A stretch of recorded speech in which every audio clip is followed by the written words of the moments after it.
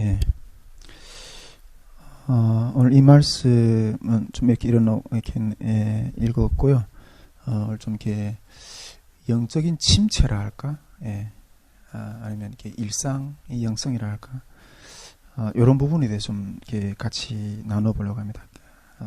제목은 주제는 기적의 영성과 일상의 영성 이렇게 좀 잡아봤는데 이런 내용을 좀 한번 이렇게 여러분들 같이 묵상해 보려고 합니다. 기적의 영성, 기적도 영성입니다. 근데 여러분 일상생활도 이게 엄청난 영성이라고 저는 생각해요. 그런 부분에 대한 이야기를 좀 나눠보는데 요즘에 우리 성결이가 태어나고 이러다 보니까 가정에 이렇게 에너지를 좀 많이 이렇게 소모하는 것 같아요. 그러다 보니까 이게 하나님이 일을 사역을 하는 것들이 좀 많이 좀 미루어지는 것 같다는 느낌이 좀 이렇게 들어요. 전에는 이게 가정 사역은 하나님이 사역처럼 별로 좀 느끼진 않았어요. 밖에 사역만 하나님이 사역인 것처럼 이렇게 많은 그런 사고가 많이 있었거든요. 근데 요즘에는 좀 많이 이렇게 그런 것들이 많이 이렇게 좀 많이 바뀌어졌어요. 그러다 보니까 이렇게 밖에 사역을 이렇게 많이 이렇게 막 저는 막 밖에서 막 뛰어내던 사람이 갑자기 밖에서 많이 이렇게 뛰어다니지 못하다 보니까 이게 하나님 사역이 막 쉬워지지 않는 것처럼 보이고 그러다 보니까 이게 침체되는 것처럼 느껴지고 그러는 것 같아요. 그러다 보니까 이게 신앙생활 자체가 이게 침체되는 것처럼 이렇게 느껴지는 것 같아요. 근데 우리 가만히 보면 지금 와서 생각해 보면 이게 탈북민들은 이게 삶을 좀 이렇게 잘 누릴 줄 모른다 하는 생각이 들어요. 근데 이런 것들은 저는 이게 누릴 줄 모르는 어떤 그런 삶의 어떤 열매라고 좀 이렇게 생각하거든요. 하나님은 우리를 막 달달달달 볶아가지고 막 일을 시키고 부려 먹기 위해서 그렇게 해서 우리를 부르신 게 아니에요. 물론 그런 하나님 사역을 감당하는 부분도 있지만은 우리에게 복 주시고 우리에게 행복을 주시려고 그렇게 창조하셨고 그렇게 하기 위해서 우리를 부르셨다는 것을 여러분 믿습니까? 예. 근데 이게 삶을 누려본 사람이 좀 누릴 줄 알아요. 예. 저는 우리 처음 한국 왔을 때 이게 사람들이 이렇게 내 식당에 들어가면 이게 뭐 먹어보지 못한 음식들 있잖아요. 근데 먼저 이렇게 한국에 온 분들은 척 앉아서 이렇게 탁 먹는데 툭툭툭툭 해서 잘 먹더라고요. 이게 어떻게 먹는가 이게. 옛날에 내가 북한에 있을 때 우리 형이 평양에 갔다 귤을 한번 가져왔어. 귤이라는 걸 이렇게 가져왔는데 내가 먹을 줄 몰라가지고 통거나 입에다 확 씹었거든. 그러니까 이게 누려본 사람이 누릴 줄 아는 거예요. 예. 근데 이게 특별히 이게 또 한국 사람들이 얼마나 이게 빨리 하는 어떤 그런 습성이 많아요. 근데 우리 또 한국 사람들 자체가 이렇게 급한 성격이 많은데 우리 탈북민들은 이게 기존의 어떤 그런 삶의 토대나 이런 것들이 다 없다 보니까 더 빨리 노력을 해야 되는 거예요. 더 빨리 달려가야 되는 거예요. 예. 그러다 보니까 일상을 누리는 것에 습관이 안 돼 있어. 항상 이렇게 삶이 피곤하고 여유가 없고 그런 것 같아요. 근데 제가 요즘에 좀 많이 생각해 보는 건데 여러분 기적도 좋지만은 평범한 일상이 얼마나 소중한 것인가 하는 것들을 우리는 깨달아야 된다는 거예요. 할렐루야. 예. 이게 우리가 이게 신앙생활도 즐길 줄 알아야 되고 그냥 무슨 이렇게 이렇게 달달 볶는 어떤 그런 것이나 평안한 그런 마음으로 살아내야 된다는 거죠. 저는 그도 그랬듯이 저는 지난 기간 동안 저희 신앙생활은 정말 뜨거운 어떤 나날들이 연속이었어요. 신앙생활뿐 아니라 정말 이때까지 삶 자체가 그냥 다 드라마틱한 우리가 다 그렇잖아요. 우리 저 보니까 인생이 탈북민뿐 아니라 한국 사람도 그렇고 이 세상 지구촌인 그 누구도 인생이라면 그 속에 정말 다 장편 소설 하나씩 써낼 만한 어떤 그런 곡절이 있는 그런 운명들이에요. 근데 저도 역시 이렇게 정말 드라마틱한 어떤 그런 삶을 살았죠. 북한에서부터 저희 삶의 무대도 정말 북한에서도 그렇고 군 생활도 그렇고 고난의 행군도 그렇고 북한 생활하면서, 그 다음에 또 중국에서 얼마나 제가 7년 동안 그 말도 모르는 땅에서 헤매기도 하면서, 그리고 또, 이 한국에 와서도 정말 많은 어떤 그 사회 적응하면서 얼마나 많은 시행착오를 겪었겠어요. 정말 이 드라마틱한, 간증하며 다 재밌어가지고 막, 예, 그렇게 한 어떤 삶을 살았지만은, 드라마틱한 삶 가운데서도, 저는 이렇게 가장, 내 삶을 뜨겁게 했던 어떤 한 시즌이 있었는데, 그것이 우리 이 선교회를 세워서부터였어요. 예, 선교회를 지어서부터였어요. 제가 누누이 이야기를 하지만은 이 가운데 여러분들 제가 이 선교회를 시작하게 된 계기에 대한 어떤 그런 내용을 여러 번 내가 이 설교를 통해서 이야기를 하기도 했지만은 들으신 분도 있고 못 들으신 분도 있고 이랬지만은 다시 한번 저 감동이 와서 좀 다시 좀 나누고 싶은데, 제가 솔직히 이 선교회를 시작할 때 기도 중에 하나님 주님이 모습을 하나 봤어요. 주님이 어떤 모습을 하나 봤는데, 주님이 너무너무 안타까워 하시는 거예요. 우리가 여러분, 이렇게 주님 모습 보면 화나고, 우리 길을 비춰주시고, 어떤 늘 그런 인자한 어떤 그런, 주님처럼 이렇게 보이는데, 그때 제가 기도 중에 봤던 것은 너무너무 안타까워 하시는 거예요. 근데 그냥 느끼겠더라고요. 왜 주님이 그렇게 안타까워 하시는가 하는 것들에서 그냥 느끼겠더라고요. 주님에게는 한 가지 일이 세워져야 돼. 한 가지 일이 세워져야 되는데, 근데 그 일을 세울 사람이 없는 거예요. 그래서 주님 너무너무 안타까워하시는 거예요. 근데 그 일이 세워지는 어떤 일이 여러분 하나 세워지려면 공력이 들어야 되잖아요. 그 공력의 값이 계산이 되더라고요. 그 기도 가운데, 환상 가운데, 그냥 그게 느껴지더라고요. 근데 그 공력이 얼마나 많은 공력인가 하면, 여러분, 젊은 청장년 있잖아요. 젊은 청장년이 꼬박 10년을 그 일에 쏟아 부어야지만이 그 일이 세워질 수 있는 일인 거예요.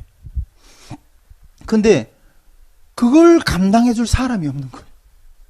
그래서 제가 주님, 제가 드리겠습니다.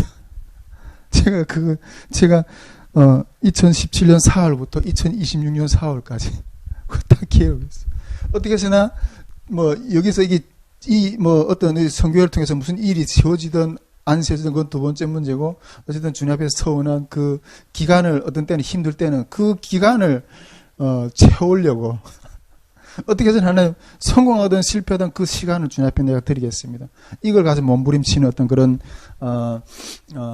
때도 종종 있긴 한데, 어쨌든 제 삶의 인간적인 삶도 드라마틱한 이야기가 많죠. 근데 제 신앙생활을 시작하면서 가장 드라마틱한 어떤 뜨거웠던 열정이 난 날들은 이 선교회를 시작해서부터였어요. 선교회를 시작했대였어요. 정말 이 선교회의 모든 사역은 주님이 부르심이었고, 그것에 대한 저의 어떤 응답의 걸음들이었어요. 근데 이 선교회 중에서도, 이 선교회 사역 중에서도 제일 뜨거웠던 것은, 그리고 저를 뜨겁게 했고, 또 우리를 뜨겁게 했고, 또 이게 선교회를 여러분 어떤 단체가 이렇게 전진을 하려면 그 전진할 수 있는 동력이 있어야 돼요. 동력이. 차도 이렇게 돌아가려면 기름이 태워져야 되잖아요. 어떤 선교회라는 어떤 단체도 그 단체를 일으키고 이끌어가는 비전이 있어야 돼요. 그 동력이 있어야 돼요. 근데 우리 선교회를 그렇게 전진시켰던, 어쨌든 전체적인 비전이 다 그렇게 전진시키는 어떤 그런 동력이었지만은, 그것을 이렇게 아주 폭발적으로 뭔가 돌파하게 하게 했던 그런 에너지는 이 통일 캠프였어요. 통일 캠프였어요. 그게 우리 선교회를 추진시키는 어떤 에너지가 거기서 나왔어요. 예. 어떤 스태프들은 막 이렇게 많은 스태프들이 여기 섬기고 또 가기도 하고 이랬지만은, 왜 이렇게 효율성이 없는 이런 사역을 하느냐? 효율성이 없는 사역. 거기에 들어가는 그 어마어마한 재정, 거기에 들어가는 어마어마한 스태프들, 탈북민들이 모이는 어떤 그런 에너지들, 그런 기도들, 이런 것들을, 그러면 그 어마어마한 에너지를 가지고 좀 개별적인 열매가 있는 어떤 그런 사람들을 만나서 세우고 하는 걸 그럼 얼마나 좋겠냐. 이런 효율성이 없는 어떤 그런 일을 왜 하느냐. 이렇게, 질문하는 어떤 그런, 이렇게 스태프들도 있었어요. 근데 우리 이 통일 캠프에 대한 그 영적인 정체성에 대해서 제가 누누이, 이렇게 설교를 통해서 또 여러 집회들을 통해서 많이 이야기했기 때문에 그래서 다시 중복하지는 않겠지만은 어쨌든 그것이 이 선교회를 이렇게 전진시키게 하는 어떤 그런 에너지가 거기서 많이 나왔어요. 예.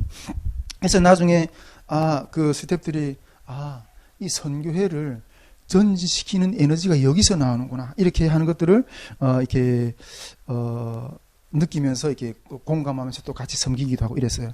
여러분, 북한 선교를 여러분, 이 통일 선교의 길을 여는 게 얼마나 어려워요, 이게. 북한이 문이 열리는 거, 이 철이 장벽 같은 이 문을 여는 거 얼마나 어려워. 근데 이거 열려면 어마어마한 돌파의 힘이 있어야 되거든요. 영적인 돌파의 힘이 있어야 되거든요. 그것이 없으면 이게 열려지지 않아요. 근데 저는 이게 그 통일 캠프를 통해서 물론 영적인 메시지를 통해서 구원받는 어떤 그런 역사들을 하나님이 우리가 보이지 않는 곳들에서 많이 세우셨다고 믿지만은 우리 선교회 가운데서는 우리에게 준비시키려고 하시는 거는 이런 장벽들을 돌파하며 나아갈 수 있는 그런 영적인 훈련을 시키신 거예요. 우리가 감당이 안 되는 일을 맡기심으로 말미암아서 그것을 돌파하는 걸 통해서 그런 힘, 그걸 준비시켜서 우리 그 사역을 맡기셨다고 그렇게 생각해요. 정말, 그런 것을 통해서 이게 성령의 능력을 의지해서 이게 돌파하는 힘을 배우게 하셨어요. 돌파하는 능력. 즉, 그 어마어마한 재정이 들어갔고, 또, 우리가 이렇게, 신수령 간사님들 안성에서 이렇게 모임이 사람들이 일어나니까, 이 사람들 어떻게 내가 지도해야 되지? 이런 두려움, 이런 것들이 있는 것처럼, 여러분, 몇백 명을 집회를 하려면 그 몇백 명을 다스릴 수 있는 스텝들을 세워야 되거든요. 근데 그 스텝들을, 여러분, 한국교회 안에서 저는 이렇게 처음에 사역 시작할 때, 저는 스태프들이 다 준비된 줄 알았어요. 그래서 탈북민들한테만 정신을 에너지를 쏟아부었는데 나중에 보니까 스태프들이 발목을 잡아. 예. 그래가지고 이런 것이라면 나는 목회를 안 하겠다. 저는 이 목회라는 것은 영혼들을 사랑하는데 내 모든 에너지가 다 쏟아지는 줄 알았어요. 그런데 내 에너지가 100이라면 그 중에서 90%는 스태프들하고 하는데 이렇게 소모하는 데서 이게 다 소모돼. 영혼들을 사랑하는 데는 10%밖에 소모 안 돼. 그래서, 나 이런 거라면 난 목회 안 하겠다고. 이렇게 하면서 내가 돌아서려고 했던 사람이에요. 정말 이게 교회 안에서 스태프들하고 하나가 되는 게 너무너무 힘들더라고요. 큰 교회 안에서도 사역을 해봤고, 작은 교회 안에서도 여러분 부서 담당 장로님하고 마음 맞추는 게 얼마나 힘든데. 여러분, 가정 안에서도 남편하고 마음 맞추는 게 얼마나 힘든데. 근데 그 어마어마한 집회를 일으키는데 수십 명이나 되는 스태프들을 끌어가야 되거든요. 그 스태프들이 각 이 조들을 맡아가지고 그 집회들을 일으켜야 되는 어떤 섬기고 있는데, 그게 너무너무 두려운 거예요. 예, 스태프들이 다 두는 것도 그랬고. 그리고 여러분, 이 코로나 시대에는 우리가 정말, 멈추지 않고, 이렇게 또 예배를 드리고, 그 캠프도 일으키고 이랬거든요. 나중에 그러다가 이렇게 어디 신고받아가지고, 이게 성교에 코로나 다 터져가지고, 성교의 문도 예배 문이 이게 닫기도 하고, 예, 경찰서에 불려가서, 왜 이 코로나 시대 집회를 하는가, 경찰서에 누가 신고해가서 경찰서에 불려가서 조사도 받기도 하고, 그러면서, 예, 길을 걸어왔어요. 그러면서. 그런데 이 길 가운데 제일 힘들었던 것은 주님의 요구하고 이 혈육의 요구, 이게 자기 육체의 요구, 혈육의 요구가 이게 부딪히는 어떤 그런 순간이 오거든요. 근데 거기서 주님의 편에 설 건가, 나의 혈육의 어떤 그런 이 편에 서서 그냥 돌아설 건가, 그게 가장 큰 시험이에요. 예. 그 칼날 같은 그 시험의 끝도 통과도 해보고, 예, 통과도 해야 되고. 근데 결국 보니까 이 돌파라는 건 있잖아요. 이 통일 선교에 문이 열려야 된다 이렇게 하는데, 돌파라는 거는 그 끝에 가면 자기 돌파지, 이게 한경이 돌파가 아니에요. 자기가 돌파돼요. 자기 한계를 돌파하는 게 그게 결국 이 문을 여는 것이더라고요. 예, 자기를 돌파하는 것. 예. 내가 얼마나 하나님 앞에 나를 던질 수 있는가 하는 문제더라. 결국 돌파라는 것은 얼마나 나를 하나님 앞에 던질 수 있는가 그 문제더라고요. 나중에 제가 걸어가는 사역에 대해서 많은 지금까지 같이 중보했던 그런 중보자들이 막 내 사역 어떤 사람들이 이해를 못하고 다 돌아서고 이렇게 하는 일도 있었지만은 나중에 제가 하나님 앞에서 그래도 믿음으로 꿋꿋이 걸어가는 어떤 그런 것들을 보고 형제처럼 벽이 문이라고 치고 나가는 사람이 없다고. 뒤로 돌아보지 말고 꼿꼿이 부르시는 방향을 향해서 전진하라고 뭐 이렇게 격려하는 그런 분들도 이렇게 보기도 하고 그랬어요. 진짜 제가 지금까지 걸어왔던 특히 이 선교회를 세우면서 신앙 가운데서 저희 한계를 끝까지 이렇게 바닥을 보는 어떤 그런 시간이었고, 그런 것과 동시에 주님과 깊은 그런 사랑을 느껴보는 어떤 시간이었고, 정말 드라마틱한 정말 그런 시간들이었어요. 예, 그런 시간들을 보냈던 것 같아요. 그런데 어느 순간인가부터 이게 좀 마음이 좀 침체된다는 생각을 좀 하게 됐어요. 마음이 좀 침체된다는 생각이. 지금까지 저는 어제는 원이 없어요. 제 마음 가운데. 예. 내 인생에서 넘어볼 수 있는 그런 산들은 다 거의 도전해봤고, 주님이 이렇게 넘게 하셨고, 그런 은혜로 이렇게 했던 것 같아요. 제가 어제는 우리 성교에 아직 별로 볼품이 없는 것 같았지만, 이게 영적으로 엄청난 군함이라고 엄청난 군함이라고, 영적인 군함이라고 이렇게 말씀하신 적도 있었거든요. 이 선교에도 제가 봤을 때는 어느 정도 하나님이 이렇게 영적인 기반을 탁 붙이셨어요. 근데 여기다 이제 하나님이 인적, 물적 자원들이 이제 붙으면 놀라운 폭발적인 어떤 그런 역사들이 세워질 거라고 생각하는데, 선교에도 어제는 이렇게 하나님 앞에서 제가 마음 가운데 좀 어느 정도 이렇게 터전을 잡아간다 이런 생각을 좀 가지고 있고, 가정도 그 가운데서 또 하나님이 어느 정도 또 하나님이 이렇게 세우셨고, 그래서 제가 볼 때는 별로 이렇게 어제는 도전해 볼 만한 어떤 그런 마음이 별로 없어요. 어떤 것에 대해서. 그래서 이런 영적인 헌신으로 해서 이제는 어떤 다져진 터전이 생겼다 하는 생각이 좀 들어요. 다져진 터전이. 예. 다져진 터전이 생겼고, 어떤 하나의 어떤 신앙의 진영이 하나의 단체 공동체 안에서 뭔가 이렇게 십자가의 군사의 훈련할 수 있는 그런 진영이 이렇게 구축이 되었다고 저는 생각이 돼요. 그래서 이제는 이 진영 중심으로 아직 이 훈련의 신앙을 덜 받은 어떤 그런 영혼들을 이 진영 가운데로 이렇게 인도해서 배워서 또 다시 세상으로 내보내는 어떤 그런 이 시스템을, 어떤 그런 것들이 이렇게 구축이 되었다고 이렇게 저는 생각이 됩니다. 이제는 제가 봤을 때는 이제 하나님이 중보자들을 붙여서 가지고 이제는 땅을 정복하며 나아갈 때라고.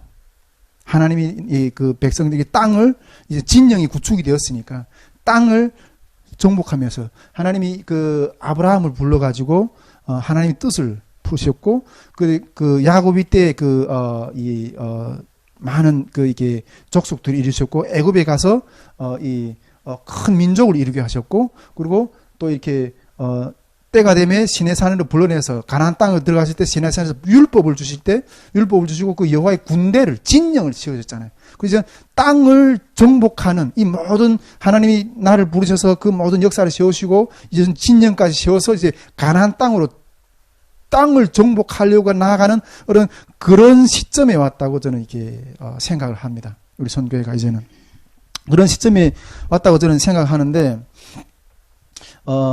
그런데 어제는 한 산을 어떤 한 산에 올라왔다고 저는 이렇게 생각하는데, 어찌된 영문인지 모르겠지만은 이 마음 가운데 언제부턴가 이게 깊은 이게 답답함이 확 몰려오는 거예요. 깊은 답답함에. 전에는 있잖아요. 어떤 한 일이 우리 선교에서 어떤 하나님 이런 마음 주십니다. 이 사역을 세웁시다. 이렇게 하면서 이렇게 막 전진해 나가는데 그 사역이 뜨겁게 세워지는 것 가운데 아직 마무리도 되지 않았을 쯤에 한 중간쯤 시작했을 때 중간쯤 준비하며 나갈 그때 벌써 그 일을 마무리하기 전에 다음 일을 먼저 하나님이 나한테 마음에 주세요. 리더는 늘 그런 것 같아요. 이 일도 아직 채 마무리되지 않았는데 벌써 이 일은 끝난 거예요. 내 마음 가운데서. 벌써 그 다음 일을 이렇게 하나님 주세요. 그래서 다음 일을 막 선포하며 나갔고 이랬는데 예. 근데 요즘에는 그 다음 일에 대한 의욕이 일어나지 않아. 예. 다음 일에 대한 어떤 이 의욕이 일어나지 않는 어떤 그런 이 깝깝한 가운데 한동안 이렇게 좀 지냈던 것 같아요. 예. 제가 어느 드라마에서 이렇게 한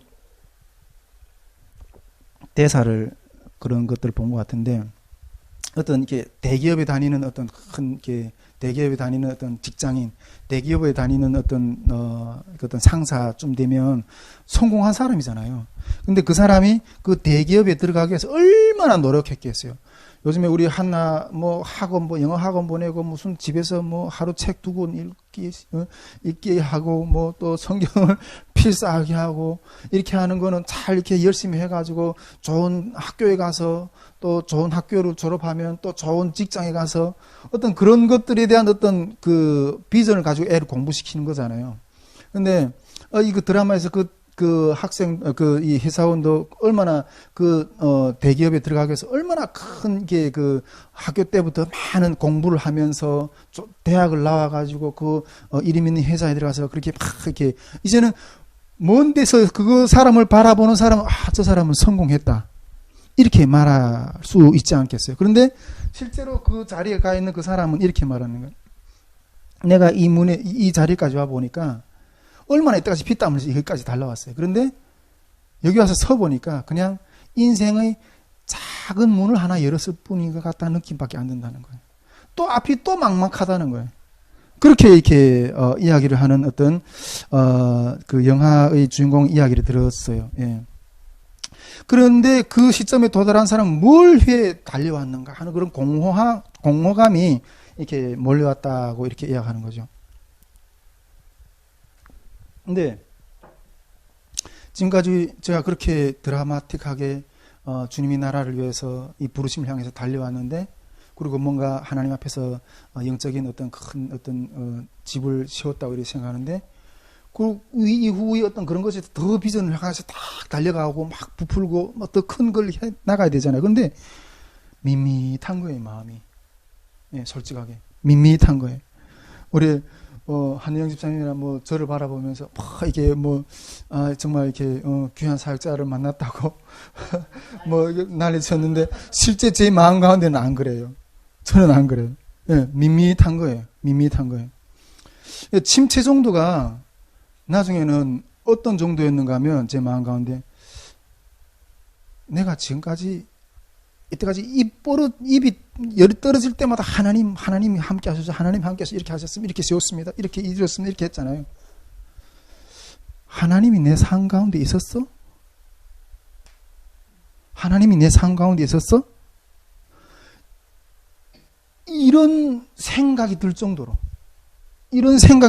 이렇게 어둠이 확 물론 행복하긴 한데 신앙은 완전히 다운되어 있는 거예요. 신앙이 완전 다운되어 있는 거예요. 언제부터인가 이렇게 여러 사람들도 이렇게 저 주변에서 저를 바라보면서 김주환 목사님이 옛날 같지 않다고, 많이 이렇게 그 신앙의 열정들이 뜨거움이 이렇게 식어졌다고 이렇게 이야기하는 소리들을 여러 군데서 들었어요. 여러 군데 들었어요. 근데 솔직히 저는 그때 그러면서 부정하면서도 내가 지금 책을 쓰느라고 지쳐서 그렇다고. 밖에 내가 쓸 에너지가 없어서 그렇다고.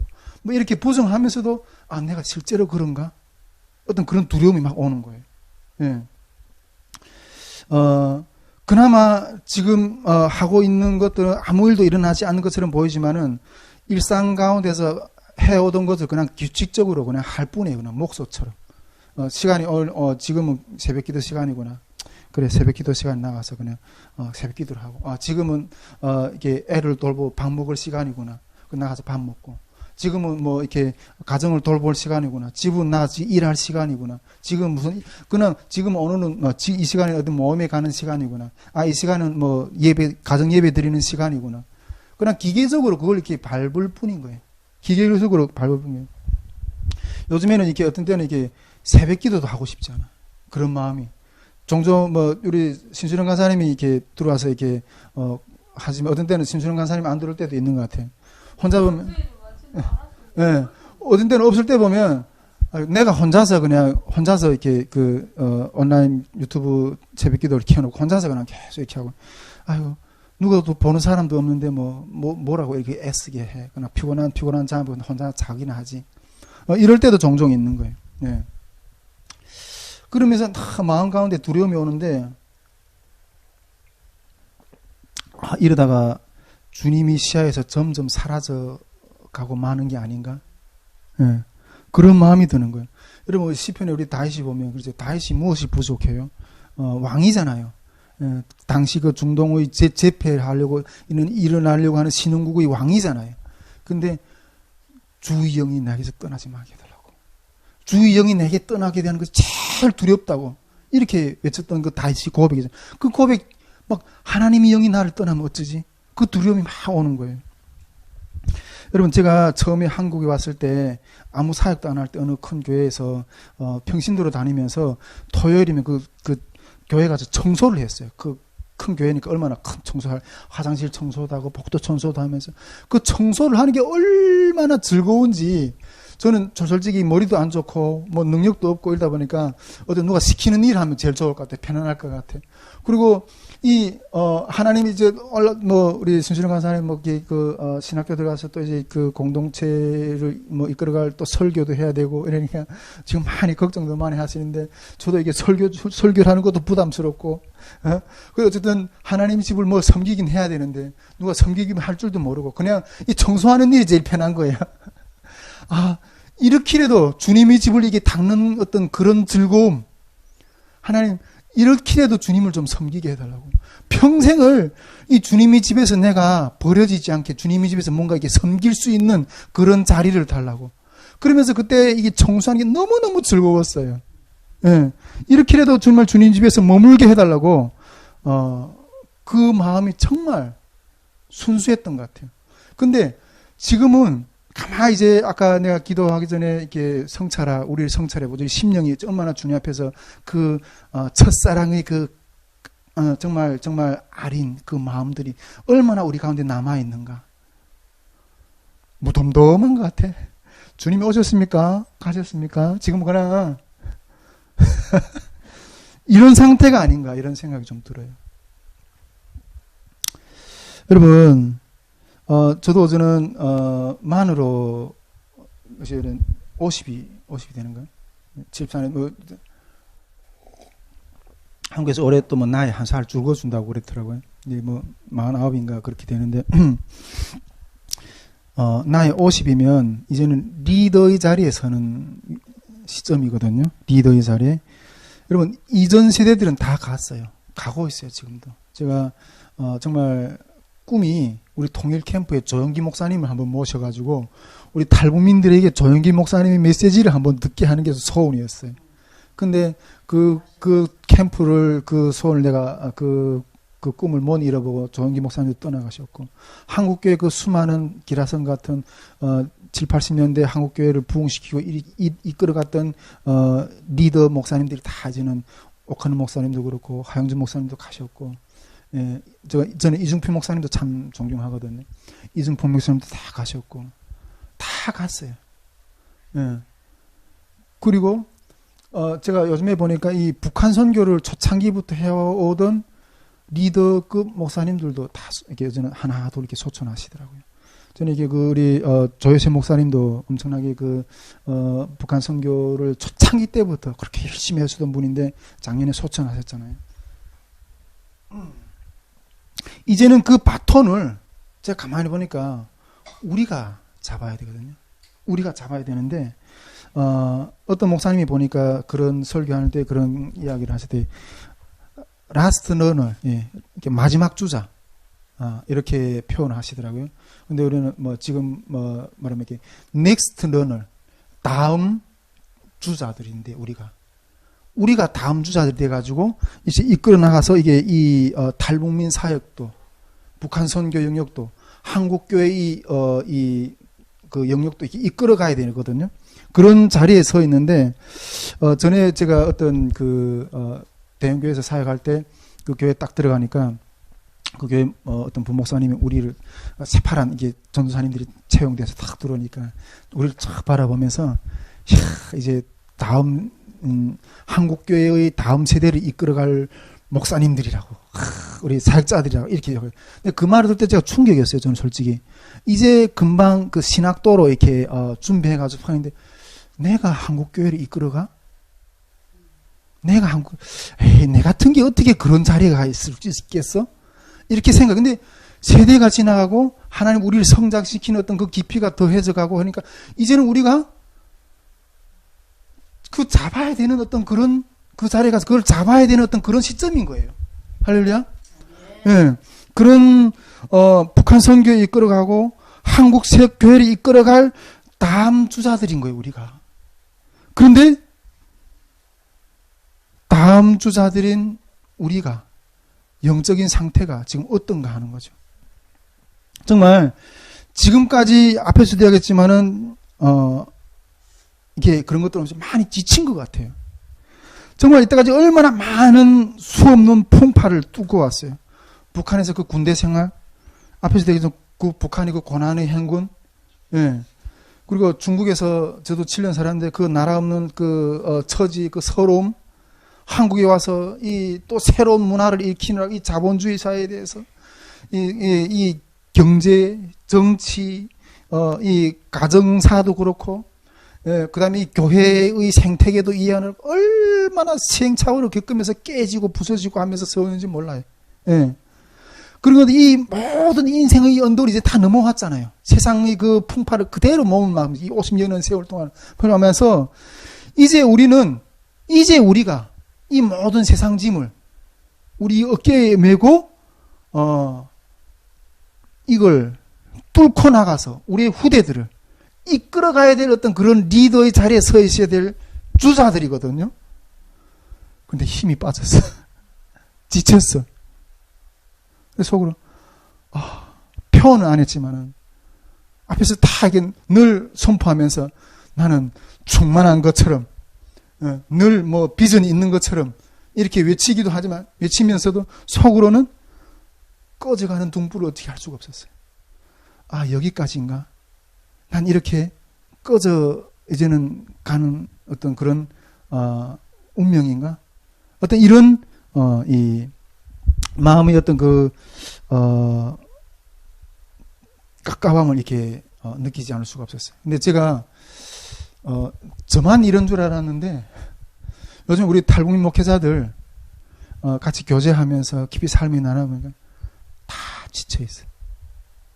다 지쳐 있어요.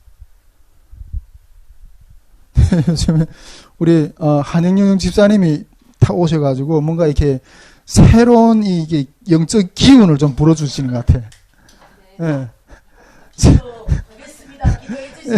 예, 새로운 영적 기운을 불러주시는 것 같아요. 근데 그런, 여러분, 이게 지금 현실체예요. 지쳐 있어요. 찌들어 있어요. 이 영적인 실존이에요. 이게 영적인 침체인가? 여러분, 이런 거 보고 영적인 침체라 그러죠. 근데, 오늘 엘리야가 어마어마한 그 갈멜산에서 큰 역사를 세웠잖아요. 그리고 3년 동안 비가 오지 않게 하다가 비가 오게 하고 이랬는데 그 큰 역사를 이룬 선지자가 지금 지쳐 있는 거예요. 지쳐 있는 거예요. 여러분, 이런 것들 보고 이게 영적인 침체의 시간인가 이런 생각을 좀 가지고 있어요. 그런데 저는 좀 다르게 보고 싶어요. 이 부분을. 그런 부분이 있을 수도 있겠지만은 좀 다르게 보고 싶다는 생각이 있어요. 그래서 오늘 나눴던 것 좀 주제가 이게 기적의 영성과 일상의 영성이라는 거죠. 이걸 좀 비교해 보자는 거예요. 여러분, 영적인 침체의 면이 부분도 있을 수 있겠지만은 삶을 감당해내는 영성도 필요하다는 거예요. 할렐루야? 예. 제가 지금까지 돌아보면 정말 기적의 나날들이었어요. 기적의 연속들이었어요. 그러다 보니까 기적만을 사랑했어요. 기적만을 사랑했어요. 주님은 기적적인 역사 가운데 나를 부르셨거든요. 우리 선교회를 부르셨고, 그 부르신 가운데 처음에는 이게, 주님이 우리에게 요구하시는 뭐 사역들 있잖아요. 솔직히, 이 캠프도 그렇고, 제가 지금 요즘에 이게 우리 교육 자료를 만들어서 책을 2권이나 썼잖아요. 근데 제가 그 탈북민들을 교육하려고 하니까 내가 두세 번에 주변에 교육 자료들이 마땅하게 교육할 만한 내 시각에서 할 만한 자료가 없어. 그러면 어떻게 내가 써야지.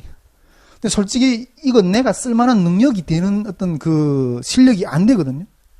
근데 그걸 쓰느라고 정말 산더미처럼 책을 읽고 오시면서 썼어요. 근데 이건 내가 스스로 감당할 수 있는 일이 아니에요. 이거 내가 시작은 했는데 어떻게 마무리될까? 이거 엄청나게 내가 고민을 했었어요. 그런데 감당할 수 없었던 일들을 하나님 다 이렇게 세우셨거든요. 캠프도 그렇고, 말씀학교도 그렇고, 회복교 교재도 그렇고. 이런 것들은 정말 기적들이 필요한 일들이었어요. 기적들이. 그렇지만은 두려웠지만은 죽음을 가하고 순종했을 때 하나님은 그 역사를 맺게 해주셨어요. 할렐루야? 그 역사를 일으켜 주시는 것들을 보면서, 하나님이 하시는 거는 걸 알았어요. 이제는 어떤 주님이 말씀하셔도, 주님이 하신다는 걸 믿기 때문에, 나가 순종하면 역사가 일어난다고 믿기 때문에 그냥 달려갈 수 있는 거예요. 이제는 그래서 이렇게 성령의 날개를 타는 법을 배우는 시즌들이 이때까지 쫙 배워왔던 거예요. 하나님을 의지해서 성령의 날개를 타면서 주님이 내 인간의 힘으로는 감당할 수 있는 일들을 감당하게 하는 그런 역사들을 경험하는 어떤 그런 것들을 배우는 시즌이었어요. 정말 기적 같은 어떤 그런 일들을, 아픔도 있었지만은 그만한 하나님이 채워주신 어마어마한 영광도 같이 있었어요. 그러다 보니까 이제는 여기에 중독이 되어버렸어요. 중독이 되어버렸어요. 정말 이렇게 제가 지금까지 걸어온 어떤 신앙의 어떤 그런 그 발걸음들은 정말 이게 살얼음을 위에를 걸어가는 것 같은, 외나무 다리를 해서 걸어가는 것 같은 그런 어떤 스릴, 그런 기적, 그런 짜릿함, 그런 것들 가운데서 이렇게 지금까지 주님이 여러 이게 맺어주신 것들 보면서 걸어왔거든요. 그러니까 그런 것 가운데서 이제 막 그런 것 가운데 숨 쉬는 것 같은, 내 신앙이 숨 쉬는 것 같은, 그런 것 가운데 주님께 충성하는 것 같은, 살아있는 것 같은 그런 스릴 가운데서 이렇게 지나왔던 어떤 시간들이었던 것 같아요. 그런데 이제는 그런 스릴이 없는 신앙생활, 이 재미없고, 그런 것이 없는 것은 신앙생활이 같지 않고, 이렇게 이제 이렇게 중독이 되어버린, 기적에 이렇게 중독이 되어버린 어떤 그런 삶이 이렇게 진행이 되었던 것 같아요. 여러분, 이 캠프는 우리가 이때까지 감당했던 그런 모든 사역은 기적이 이루어져야만 하는 것들이었어요. 그래야지 열려질 수 있는, 맺을 수 있는, 세워질 수 있는 일들이었어요. 그런데 여러분, 기적이 이루어져서 그 다음에 무엇이 필요한가요? 기적이 이루어진 이후에 무엇이 필요한가요? 그 다음에는 여러분, 일상의 자리 잡힌 삶이 필요해요. 할렐루야? 여러분, 그 자리 잡힌 삶을 살아내는 것이 중요해요, 이제는. 우리가 누가복음에도 있잖아요. 귀신 들린 자가 귀신을 쫓아낸 다음에 다시 그 귀신이 쫓아낸 건 기적이죠. 그 다음에 근데 다시 귀신이 들리지 않도록 이제 귀신이 그 집을 다시 들어와서 틀고 있지 않도록 이제 자기 생활을 관리를 잘해야 되는 거예요. 말씀으로서 그걸 채워내야 되는 거예요. 채워내야 되는 거예요. 여러분, 어찌 보면 기적은 순간이지만은 일상생활은 평생이에요. 할렐루야? 평생이에요.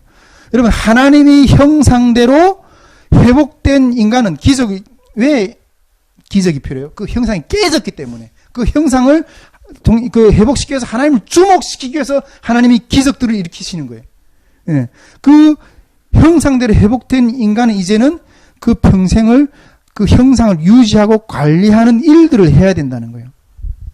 이제 우리는 일상 속에서 하나님의 정직이로 살아가는 그러한 책임 있는 삶을 살아가야 된다는 거예요. 근데 요즘에 그 일상을 살아내는데도 얼마나 큰 하나님의 은혜가 필요한가 하는 것들을 느끼게 돼요. 할렐루야. 우리 집사람이 지금 우리 성결이를 이렇게 출산하고 종종 이야기하지만 우리 집사람도 그렇지만 이렇게 우리 전에도 나눴지만 이렇게 산모들이 산후 우울증이 온다 그러잖아요. 산후 우울증이 온다. 제가 이렇게 보니까 그 육아가 정말 쉽지 않더라고요. 육아가 쉽지 않더라고요.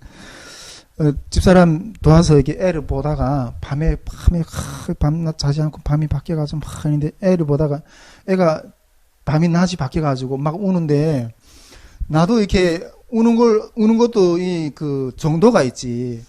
이게 계속 울면 짜증 나잖아요.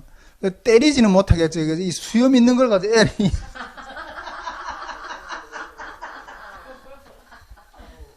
그 갓난아기를 그 보들보들한 살이 수염 가지고 엄청 아파요. 그래서 그래 그러면서 그러면서 야 이게 엄마는 엄마구나. 뭐 집에서 뭐 하는 일 있다고 맨날 그 남편들 그러잖아. 우린 나가서 팍 이렇게 하는데 야 이게 보통 문제가 아니구나. 제가 이게 보통 보면 이렇게 여자들이 이렇게 남자친구를 사귈 때 같이 그 남자친구의 성격을 알려면 그 차를 같이 타보라고 그런다 그러잖아요. 갑자기 뭐 차가 막 그 질서 어기는 것 때문에 욕이 확 튀어나오는 그때 그 남자의 사귀려고 하는 사람이 성품을 알 수 있다고 이러잖아요. 근데 저도 이렇게 보니까 요즘에는 많이 이렇게 신앙으로 많이 다듬어진 것처럼 보이지만은 애를 하나 이게 달래는 게 벌써 내가 바닥이 드러나. 바닥이 드러나더라고요. 바닥이. 돌바닥고 너무 울 때는 막 때려주고 싶어. 예, 때려주고 싶어요. 야, 그러면서 아들을 낳았다가 좋아하지만은 그 책임을 진다는 것도 이게 보통 문제가 아니구나. 예, 이런 생각을 하게 됩니다. 정말 여러분 일상을 살아가는 데서 이 책임의 문제. 여러분 기적의 영성도 중요하지만은 그 기적이 회복이 돼서 일상을 살아가는 데서 이 책임의 문제 이게 너무너무 중요하다는 생각을 좀 이렇게 또 해보게 됩니다. 여러분 하루하루 맡겨진 일들 그런 가업들을 해내는 거 잘 감당해내는 거 여러분 우리가 지금 건강하게 살고 있잖아요. 근데 건강이 없어서 힘들어하는 사람들이 얼마나 많은데요. 제가 요즘에는 그런데 한동안 이렇게 앉아서 계속 책 쓰다 보니까 이 허리 통증에 대해서 이게 아랫다리가 막 이렇게 저려가지고 한동안 힘들어했다 그러잖아요. 이 다리가 저리고 힘들다 보니까 속이 깜깜한 거예요. 야, 이게 내가 가정의 가장으로서 이 가정을 책임을 져야 되는데 내 건강이 지금 이 상태에서 내가 어떻게 가정을 내가 이끌어갈까? 이 두려움이 확 옵니다. 여러분, 건강하게 아프지 않게 살아가는 이 일상 얼마나 이게 여러분 큰 감사한 일인지 몰라요. 할렐루야? 네.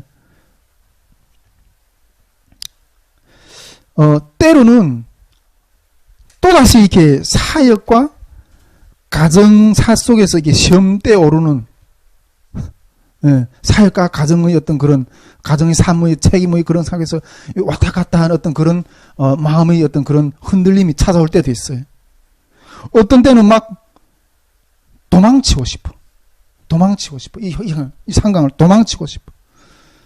여러분 지금까지 여러분 하나님을 어떻게 믿고 있습니까?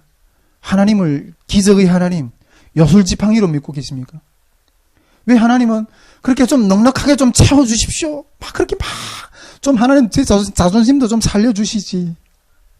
근데 그런 건 안 채워지는데 아주 딱 그냥 필요한 것만큼, 예, 필요한 것만큼 그렇게 정말 기적적으로 뭔가 확 이렇게 좀 채워주시면 얼마나 좋아. 그럼 제가 늘 이야기하지만 그 수도사로 사는 거 있잖아요. 어떤 면에서는 거룩함을 향해 나가는 어떤 그런 부분이 있을 수 있지만은 많은 분들은 그 은혜를 받잖아요. 부자 나사로 청년, 부자 청년이 다 버리고 주님을 따르는 많은 부자들이 다 버리고 이게 하나님을 섬기고 그 얼마나 좋은 영성처럼 보이고 얼마나 좋은 어떤 그런 모델처럼 보여요. 세상 거 다 버리고 하나님을 따라가고 하려. 그런데 어떻게 보면 수도원으로 가는 것은 도피일 수도 있어요. 영적인 도망일 수도 있어요. 이 세상에 대한 책임, 이걸 지기 싫어서 도망일 수도 있어요. 삶을 살아내야 돼요. 우리 앞에 있는 삶을. 일상에서. 하나님이 우리에게 주신 책임들을 감당을 해내야 돼요. 중국에 있을 때, 제가 어떤 형하고 너무 삶이 가꾸라고 이렇게 하니까, 형, 이렇게 살아야 돼요? 이렇게 하니까 그 형이 하는 말이, 야, 이마, 똥의 굽으로도 살아야 돼. 똥의 굽으로도 살아야 돼. 예, 똥에 굴러도 살아야 돼. 여러분, 요즘에, 신세대들은 애를 낳기 싫어서, 그거에 대한 어떤 양육의 어떤 그런 부담을 지기 싫은 거죠. 결혼의 부담을 지기 싫어서, 독신으로 살아고, 통일의 부담을 지기 싫어서, 도피하는 거죠. 여러분, 우리에게는 필요한 것은 이게 묵묵히 자기 자리를 지켜낼 수 있는 영성도 필요하다는 거예요. 제가 참 존경하는 분들이 있어요. 그런 분들은 제가 존경하는 분들이 있잖아요. 목사님들이 아니에요. 참 이상하게도. 근데 우리 한인영 집사님 좀 더 지내봐야 알겠지만은 간사님 좀 지내봐야 참 존경스러워요. 처음에 이렇게 목회자로 가라고 이렇게 하나님이 그 요청을 많이 주변에서 권고를 하신다고 이렇게 이야기 들었는데, 좀 하면 어쨌든 이 사회에서, 삶의 어떤 영역을 정복하면서 그 가운데서 하나님의 영광을 어떻게 보면 이게 엄청난 어떤 영적인 다른 모습을 보여주는 본일 수도 있어요. 그리고 제가 이승란 실장님이라고 혹시 저번에 보셨잖아요. 그분도 참 존경하는 분이 목회자는 아니에요. 우리 탈북민 성도들의 이 직업훈련센터를, 직업을 이렇게 어떻게 해서나 어떤 이 얄팍한 어떤 그런 보호막에 안주하는 게 아니라 이 광야 같은 세상에 부딪혀 나가서 자기를 찾아가서 이렇게 부딪히게 하는 그런 직업훈련센터를 그걸 좀 다 피하거든요. 도피하거든요. 그쪽으로 도전시키게 하기 위해서 부단히 정말 근데 열매가 보이지 않는 것처럼 보여요. 정말 참 초라한 것처럼 이렇게 보여요. 그런데 그럼에도 불구하고 그걸 위해서 씨름하는 거예요. 제가 아는 어떤 한 형제는 의사 선생님이에요. 의사 선생님인데 와이프는 약사예요. 의사 자격증을 포기하고 주먹밥집을 해요. 전도를 하기 위해서 주먹밥집을 해요. 다 병신. 저는 조영기 목사님 설교는 좋아할지 모르겠지만 조영기 목사님 삶은 잘 몰라요. 평신도들이 그 삶 가운데서, 그 일상 가운데서 머리석이 줘요. 저는 물론 이렇게 이 수도사들이 어떤 그런 가운데서 영성도 있겠지만은 그 일상에서 그 몸부림치면서 똥을 같이 치면서 그 형제가 그랬더라고요. 저보고 이렇게 한 번은 이렇게 기도하는데 저를 이렇게 중보해 주는 어떤 그런 형제인데, 네가 주한 형제의 똥을 칠 수 있겠냐? 언제까지 쳐야 되냐? 평생을. 똥 싸는 걸 가서 기저귀를. 우리 성결이 보니까 그냥 오줌똥 다 부모가 받아줘야 돼. 우리도 영적으로 잘못하고 죄는 그거 다 이게 씻어줄 수 있는 그 일상. 여러분, 우리가 하나님의 영광을 드러낼 무대는 강대상이 아니고 어떤 행사가 아니고 있잖아요. 일상의 평범한 생활 속에서 나타내야 돼요. 할렐루야. 예. 우리 하나님 우리를 세상 속에서 빛이 되라고 하셨어요. 세상 속에 들어가서 우리는 그런 것들을 감당해내야 돼요. 예. 기적의 믿음은 기적의 믿음 파괴되었을 때 필요한 것이라고 앞에서 이야기했어요. 여러분, 은혜로 회복된 후에는, 구원받은 후에는 그 구원받은 자의 삶의 가지가 쫙 이제 열려있어요. 구원이라는 어떤 면에서는 그냥 작은 문을 하나 연 것에 불과해요. 그 구원받은 자의 삶의 여정이 쫙 이게 열려있는 거예요. 저는 우리 선교회를 기적적으로 하나님께서 이 모든 어떤 영적인 그 무장을 시킬 어떤 그런 탈북 영혼들을 무장시켜낼 수 있는 그런 토대를 이렇게 기적적으로 익히셨지만은 이제는 그 전처럼 그렇게 기적적인 어떤 그런 스릴 있는 어떤 그런 것들이 아니지만은 이제 그 토대로 닦아놓은 그 모든 것들이 이제 하나하나 실행해 나가는, 묵묵히 실행해 나가는, 옛날처럼 뜨겁고 막 이렇게 그런 부분처럼 안 느껴진 자로서 그걸 하나하나 실행해 나가면서 하나님의 나라를 확장시켜 나가는 그런 꾸준함의 시간들이 이제부터 우리에게 이제 열릴시켜지는데, 그것을 이제 감당을 해 나가야 된다는 거죠. 할렐루야. 사역에서도 그렇지만 일반 삶 가운데서도 그런 삶을 살아내야 된다는 거예요. 예. 일상의 영성이 우리를 지배해야 돼요. 일상의 영성이. 제가 우리 성결이 이 이름을 지을 때 나름대로 성령의 결실이라고 이렇게 이름의 의미를 부여했지만은 성결이가 태어나기 전에 태어나기 며칠 전에 하나님이 꿈으로 성결이 이름을 주시는 거예요. 성결이 이름을 주시는 거예요. 우리 아버지가 나타나서 이름을 확 지어주는데, 이름을 뭐라 그러는가 하면 의표. 네, 의표. 의로울 의자에 표적이라는 표자. 의로운 표적이 되라는 거예요. 얼마나 이게 질서가, 불법이 횡령하는 어떤 그런 시대예요, 이게. 질서가 횡령, 불법이 이게 난무하는 시대예요. 그런 시대가 열려갈 거예요. 그런 것 가운데 의로운 삶을 사는 자가 되라는 거예요. 여러분, 의로운 삶을 살게 되면 자연히 표적이 돼요. 그래, 마태복음 말씀 있잖아요. 등잔불은 숨길 수 없다. 불을 켜놓으면 게 숨길 수가 없어요. 빛이 나게 돼요. 아무리 감추려고 해도 드러나게 되어 있거든요. 여러분, 하나 앞에 거룩하게 사는 사람은 공격받게 돼요. 예, 핍박받게 돼요. 예. 그러나 그 말씀 가운데 살아가는, 제가 우리 한나도 학교 2학년까지인데 이제 2학년까지 올해까지는 한나 아빠 학교를 데려다 줘. 내년도부터는 혼자서 학교 가야 돼. 이렇게 하면서도 한나 학교 가는 길에 학교 들어가기 전에 이렇게 신호등이 있거든요. 근데 신호등이 불이 오려면 빨리 건너가려면 여기에 지름길이 있어.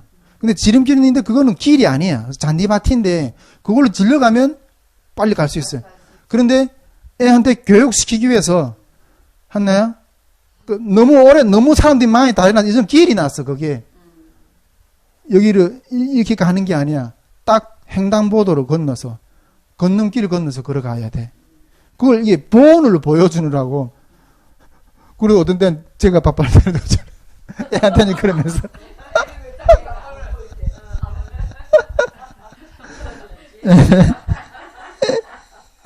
예.